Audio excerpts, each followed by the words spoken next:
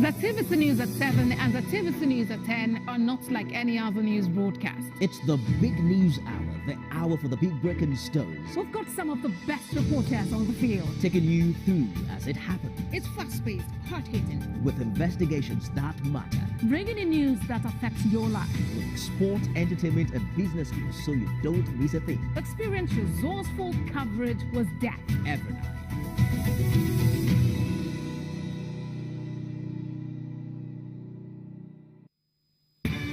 TVC News Adedoja Salamadini emerged winner of Lagos Reporting category at the 30th Diamond Award for Media Excellence as the isolation centers filled up and many Nigerians living in denial.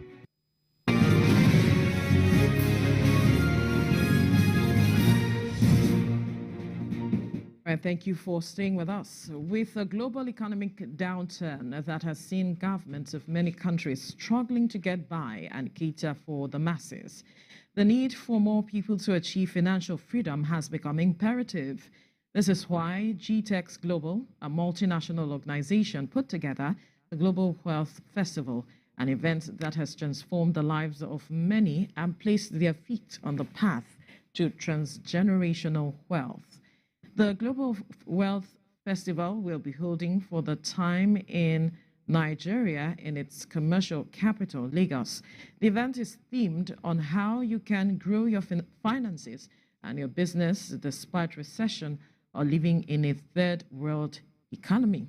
Well, joining us now is the convener of Global Wealth Festival, Dr. Stephen Akintayo. Good morning. Thank you for joining us on TVC Breakfast. Hello, I'm hearing you faintly. How are you doing today? Very well, thank you. Now, let's begin with what inspired the Global Wealth Festival originally. Well, one of the things I realized that the nations, the level of crime in nations is a function of the wealth of the nation. And the wealth of a nation is always tied to the wealth of the individuals in those nations. When you count 100 richest people in the world, you realize that most of them are in America. Hence why America, is the biggest economy in the world. So the same thing, if we want to begin to see that happening, we have to invest in educating our people on how to build wealth. Wealth is not just money. But money is an important part, an ingredient of building wealth. And if we want to really, really make Africa great, then Africans have to learn the principle of wealth creation. And it's not taught in the university because the university curriculum was structured in the industrial era where people, big multinationals needed employees. So they needed the educational system to groom them for being workers and employees in those big companies. Now, the world has since changed. We no longer have all these big factories anymore. What we need now is people become entrepreneurs or intrapreneurs. And that, unfortunately, is not really in the university curriculum. So is this why it is still out towards the youth, or is it open to all ages? It's open to all ages, definitely. Everybody's welcome. Everybody wants to build wealth, young, old. But Nigeria population, as we all know, voting age is about 70% young people. So definitely we'll have a lot of young people coming and being impacted by this event. But it's open to everyone. Now, this event has been held in places like Dallas and even the UK. What has been the recorded impact? It's been huge. It's been really, really huge because the issue of racism, and I've shared this oftentimes, that you can't end racism until you end poverty among Black people. And we can't end poverty until we start teaching Black people the concept of, assets and liability. If every money I have, I'm using it to show off, buying cars and doing all of that, instead of owning, businesses, owning assets, owning land and houses. If that culture continues, we will never build wealth. So we also realized that among Africans in diaspora in this part of the world, many of them get to those parts of the world, and all they do is still trying to get a job, $10 an hour, $15 an hour, and literally working for more than 15 hours a day, and not even thinking of how do I build wealth. Nothing wrong with having a job, nothing wrong with getting a job, but as you're getting your salary, can you put something aside for investment that eventually make money work for you? And the conference then opened people's mind. We brought American billionaire Grant Cardone, who is worth $8 billion in Dallas, and was able to break down how he built his wealth in the US. And people were shocked. In the UK, in London, we had amazing number of great Nigerians who were doing well. Alexandra Musu has 2 Guinness Book of Record. So how did he break that market to building wealth in the UK? And we had an amazing success. So it's a ton of, coming back home, like they said, Joe Dabile. So now it's Lagos edition, and we're excited to have it. Now, what you've just explained, talking about people working for $15 an hour and all of that, is some of the things that a majority of Nigerian youth are embracing now, speaking about the Japa syndrome. And one is wondering if this global wealth event, talking about this global wealth festival that you are coming up with, will be able to change the minds of those who are planning to also japa, and perhaps give them this sense of hope is not lost. Well, there is really nothing wrong with japa, honestly. Our forefathers japaed, just that, why are you japai? That's the question. From Inamzi Adzikwe, Obafemi Awolowo, Tafawa Balewa, they all japaed to the UK to study. But many of them returned, they worked for a brief period, returned back to Nigeria, and of course, fought for independence. So there's really sometimes nothing wrong with Japan. It's just, why are you Japan? Are you Japan for the sake of getting exposure? I mean, we as a company, for example, we're not just based in Nigeria, we're in UK, US, and Dubai. So nothing wrong. Can you penetrate? The world is now a global village.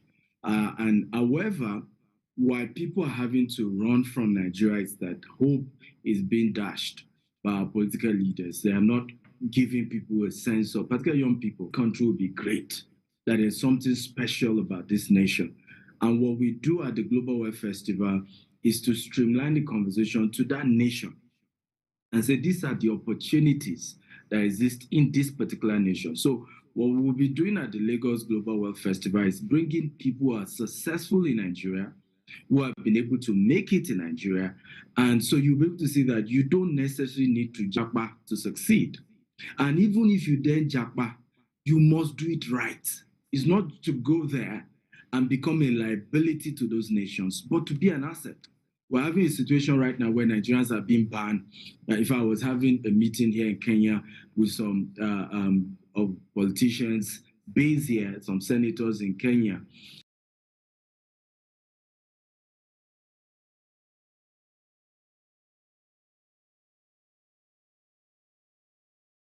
and they were telling me that even here in Kenya, and that it's become a global thing in Dubai.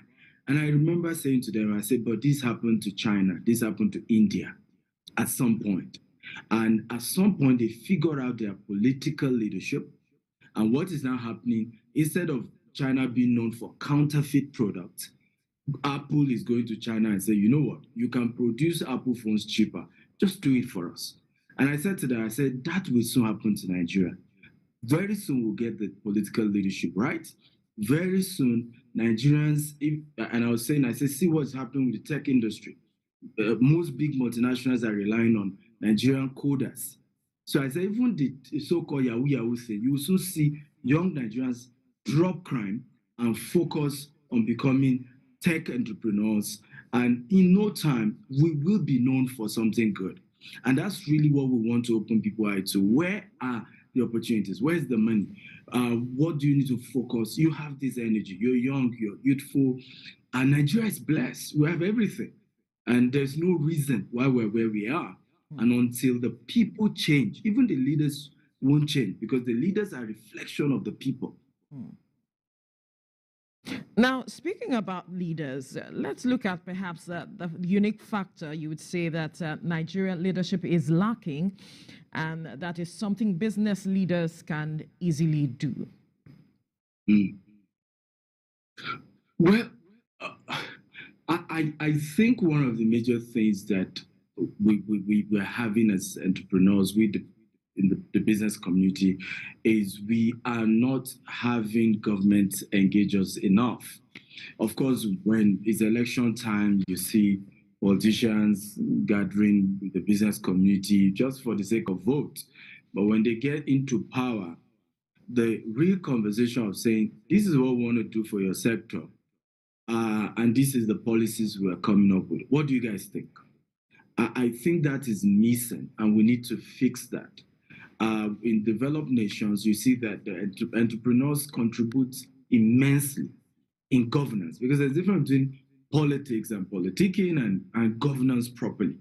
So I feel that entrepreneurs need to get involved in governance, but it's the politicians that have to allow them and not, mix politics into it. I, for example, want to be able to do my business. I want to be able to criticize government and not have the fear that government will come after me and then they will send tax people after me. They will send these after me, regulatory authorities, just because I've, spoken against a particular policy that I think didn't make sense. So politicians have to allow entrepreneurs to breathe and be able to get a bit involved. And when they are criticized, we can say, okay, you know what, you say you have solution. We're not going to give you a political appointment, but can you come up with a policy that we can adopt? That's the kind of engagement that needs to come in. And I think entrepreneurs are going to be willing to do that. But from what you have seen, do you think that the business community has given a sense or are positioned themselves in such a way that the government will be forced to pay attention to them and do the needful? We're in survival mood. Everybody's in survival mood. So there's no. My point is, people don't want to even be out there, right? The reason why some of us are able to be out there is because we are not based in Nigeria. We have businesses in Nigeria, but I'm not even based in Nigeria anymore. So you could see some entrepreneurs being vocal if they are not necessarily resident in Nigeria. But those who are resident in Nigeria are really being careful, right? Nobody just wants anybody to meddle into. They're trying to survive. I mean, you know what's going on with the dollar naira. Their business is trying to survive, and they just don't want to meddle into. I mean, just leave us alone. Let's just thrive. I think that's the position. But if the politicians can begin to say, hey, we need your contribution, and we promise you, we're not going to come after you. This is not, we need to make this nation work. I believe some of you who have succeeded in your private enterprise can give us a lot of strategy on how we can succeed publicly. I still think that there's more on the part of politicians, but we in the private sector, we're always willing. I mean, this event is sponsored by one of our company, GTEX Homes, literally paying all the bills to get the event to work. Because when you look at the caliber of speakers, the venue, whatever is being charged for the event cannot even cover cost of the event. So we're having to do that. And I see a lot of companies doing that as well, having to come in, not every, but a lot are doing their best. You can't even, we're into real estate, you can't even start any work in any place without a money coming to say, hey, we need something, give us something. So you don't even have a choice. The system taxes you, but I think government and those in politics needs to engage us better. Now, speaking about government and its engagements, what are your thoughts on the new CBN directive on the redesigning of some Naira notes and the proposed cashless society? Do you think that Nigeria is ready, in your opinion? Well, in my opinion, it's a good news. For example, monies that have been swallowed by rats, by monkey, by snakes, that can't find its way to the bank will become illegal tender. And so it's a good way in a way because you have that situation where a lot of black money, will be rendered powerless. However, you're also seeing that, factor where there's now pressure on dollar because a lot of those who have illicit money are having to go launder it, change it to dollar because of this move. But I hope government is able to manage it well. The redesigning is overdue, and there's nothing wrong with designing the notes. We need a cashless society. We need most of the money to go through the bank so that the funds can be transparent. These are legitimate earnings. We hope the government gets it right, but in my opinion, it's a good move, and we hope that somehow, we can find all the missing money back somehow. But do you have concerns with regards to how this might affect businesses? I don't think so. Legitimate businesses can be affected, except for the rise, the fall of naira because of the pressure on dollar. That's affecting. I mean, even us, we had to structure that going for all our real estates are now going to be pegged in dollars, right? So even though you're paying us in naira, the price points in dollars, and if you're paying installment, what is left has to be valued in dollars so that we don't run into the situation whereby what you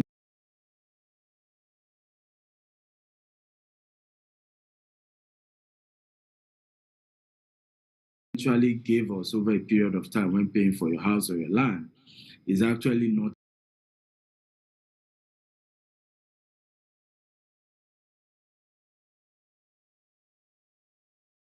enough to be able to build what we promise you.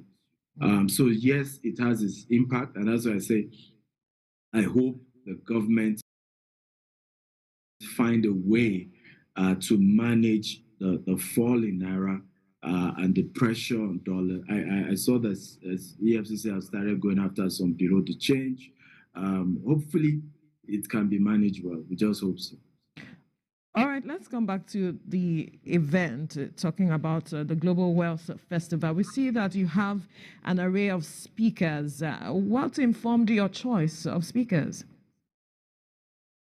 Well, one of the things we had to do is to get speakers who have results in the areas they are going to be talking to us about, and oftentimes I'm big on the fact that I just don't want aspire to require and just empty motivation.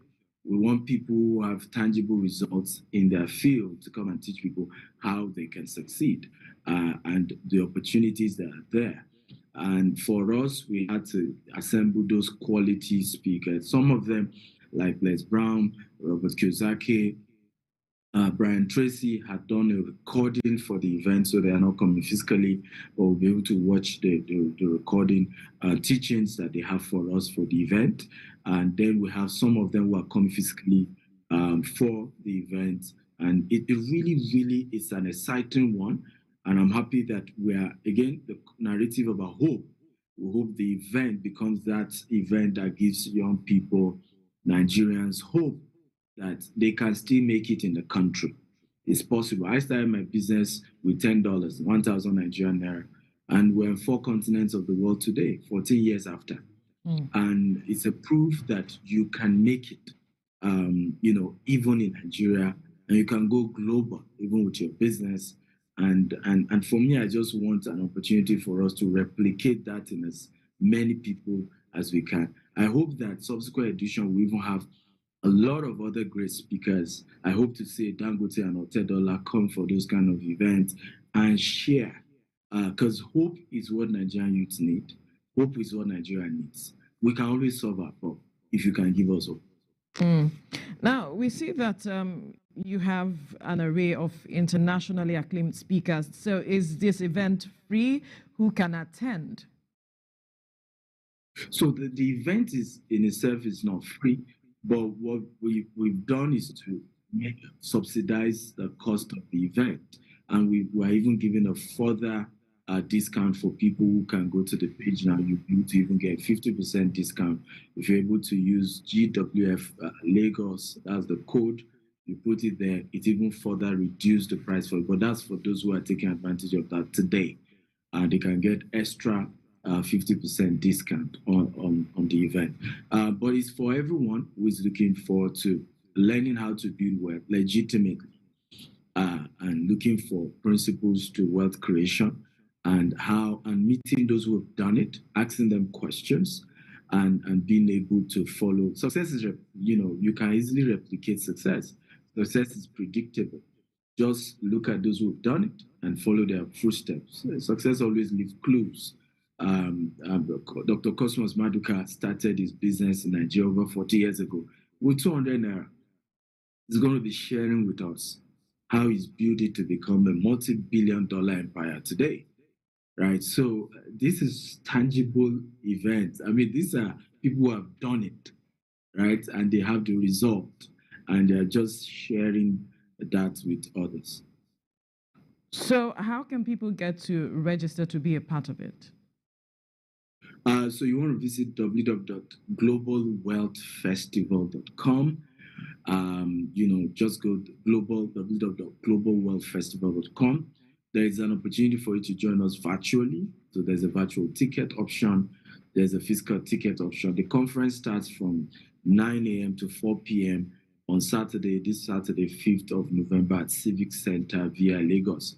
However, there's also a dinner. So for those who are buying VIP tickets and above, you also be part of the dinner. We have Bovi, we have Daddy Freeze, we have Buju, several artists, and it's a networking dinner. So a lot of the speakers will be there as well, and you're able to really interact and hopefully, wealth, your network determines your network. And when we talk about this concept of building wealth, it's also a function of the quality of people you know that can influence and help you on the journey of building wealth. So you can go to www.globalwealthfestival.com and use the coupon code GWF Lagos to get a 50% discount if you're getting your ticket today.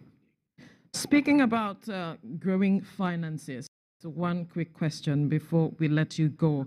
Yours is a global business. What is the main key that is obtainable in perhaps those economies where your businesses are that can be adapted in Nigeria?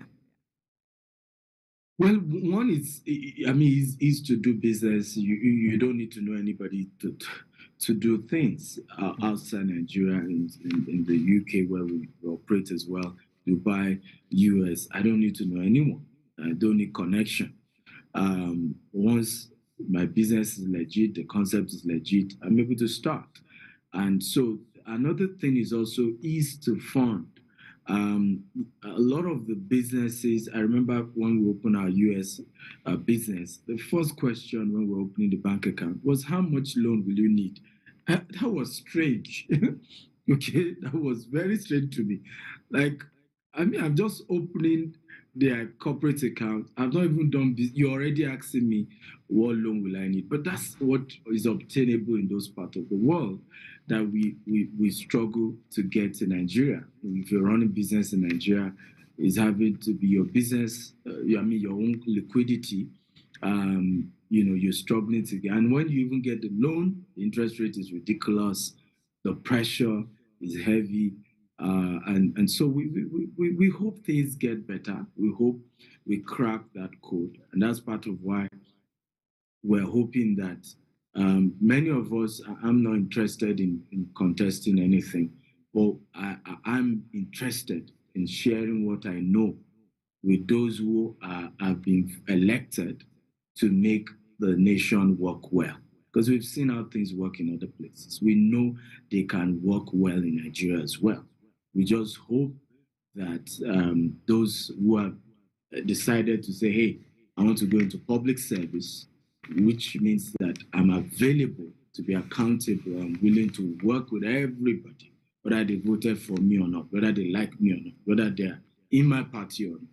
I'm willing to work with everybody to move the nation forward. And those are the kind of things I hope we'll see in the next government, irrespective of whatever comes, that we will see that culture of saying, even if you didn't vote for me, as long as you're Nigerian, let's work to move the nation forward. And I pray that. All right. Convener of Global Wealth Festival, Dr. Stephen Akintayo, thank you so much for your time on the program. Thank you for having me. We'll take a breather now. When we return, we'll bring